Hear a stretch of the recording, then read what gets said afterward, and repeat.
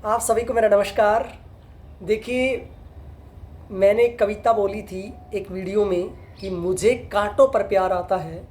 तो बहुत से विद्यार्थियों के कमेंट थे, बहुत से विद्यार्थियों के मैसेज थे कि सर ये पूरी कविता हमें सुनाइए, क्योंकि कांटों की तुलना मैंने एक योगी से की है। जैसे योगी पर सुख दुख, लाभ हानि, हार जीत, मान अपमान, यश अपयश, गर्मी सर्दी का कोई असर नहीं होता, वो तटस्थ रहता है।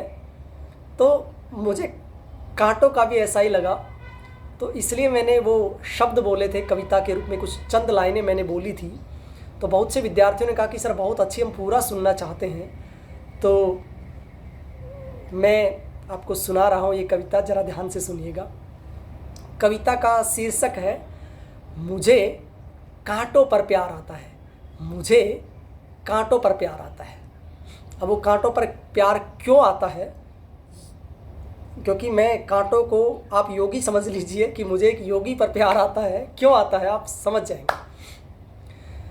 ना खिलने की चिंता, ना खिलने की चिंता, ना मुरझाने का डर। ना खिलने की चिंता, ना मुरझाने का डर, ना टूटने की चिंता, ना बिखरने का डर।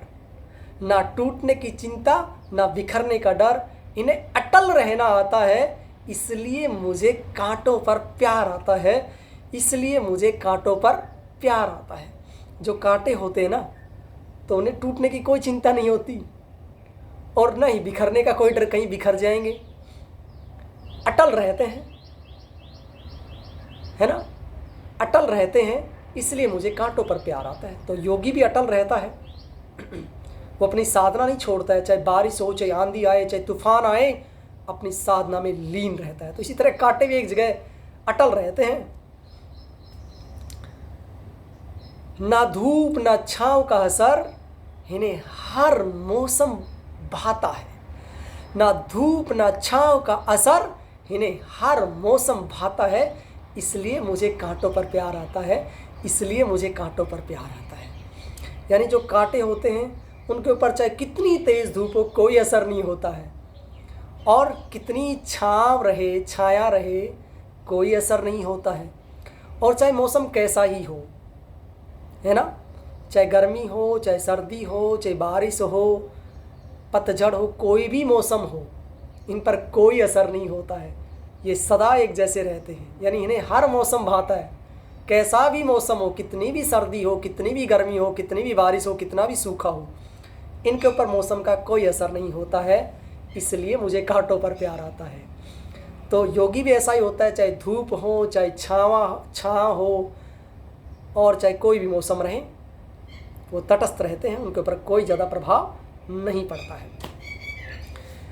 ना कोई रंग ना कोई रूप, कांटों का कोई रंग रूप भी नहीं होता है कि काले हैं, गोरे हैं, है ना। फूल होते हैं ना, अलग अलग कलर के होते हैं, तो आप कहेंगे कि ये गेंदे का फूल है, ये गुलाब का फूल है ना, ये कमल का फूल है, ये इस चीज़ का फूल है, ये उस चीज़ का फूल है, इसका कलर कितना अच्छा है। तो इनका कोई कलर रंग रूप कुछ नहीं होता है कांटों का। कोई बताता है ये कांटा इस रंग का है, नहीं देखा होगा आपने। ना कोई रंग ना कोई रूप, ना खुशी की चाहत ना गम में आहत। ना कोई रंग ना कोई रूप, ना खुशी की चाहत ना गम में आहत, इन्हें कोई नहीं अपनाता है, इसलिए मुझे कांटों पर प्यार आता है। इसलिए मुझे कांटों पर प्यार आता है। आपने देखा होगा इनका कोई रंग नहीं है, कोई रूप नहीं है, काला पीला गोरा, है ना, कोई रंगीन नहीं है। ये पीछे मेरे देख पा रहे हैं आप, मोर की पंख कितनी अच्छी हैं। क्यों अच्छी लगती है? क्योंकि कलरफुल है ये, इसलिए हर व्यक्ति को अच्छी लगती है ये, है ना। ये मोर ने पूरी पंख फैला रखी है।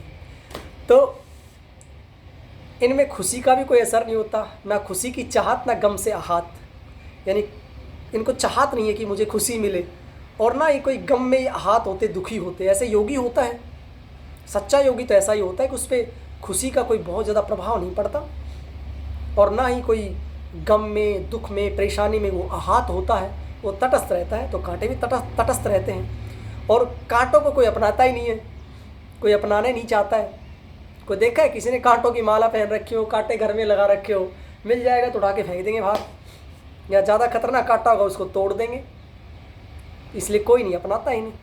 कितने हैं ना बेचारे कांटे।